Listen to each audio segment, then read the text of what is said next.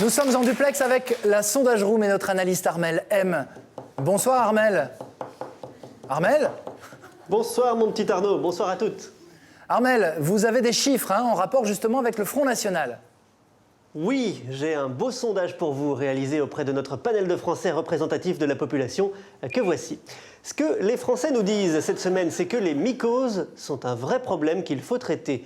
Regardez les chiffres. 78% des Français conseillent d'aller chez un dermatologue dès les premiers symptômes sans attendre que ça gratte. Armel, stop, vous n'y êtes pas du tout là. On vous parlait du maire FN d'Hayange, de la façon dont il dirige cette ville. Pas du problème des mycoses, Armel. Autant pour moi, Hayange. Alors, on l'a vu dans votre reportage. Ouais, on l'a vu. À Hayange, le maire a fait fermer un cinéma, les cours de danse orientale ont disparu.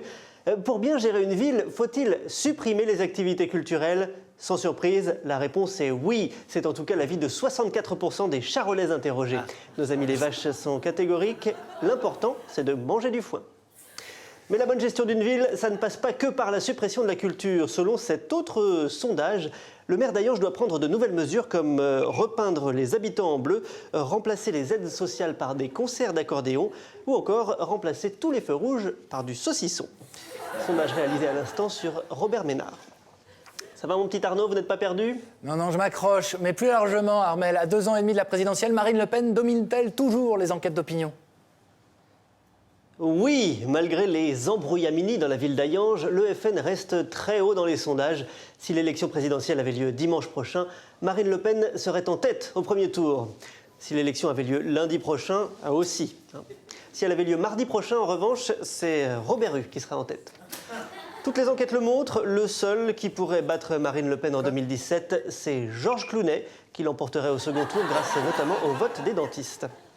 Allez, puisqu'on est dans les prévisions, je peux vous donner les résultats des candidats FN aux prochaines présidentielles, comme ça sera fait.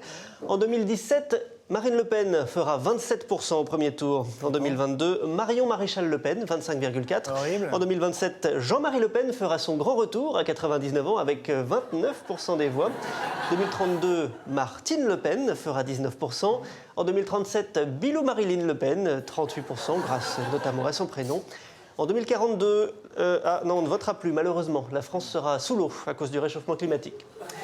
Voilà Arnaud, les chiffres sont les chiffres, eux ne se trompent jamais. Armel M, dans le duplex de la Sondage Room, pour Ox News. Merci Armel. Et comme toujours avec les sondages, ils sont à consommer avec beaucoup de modération.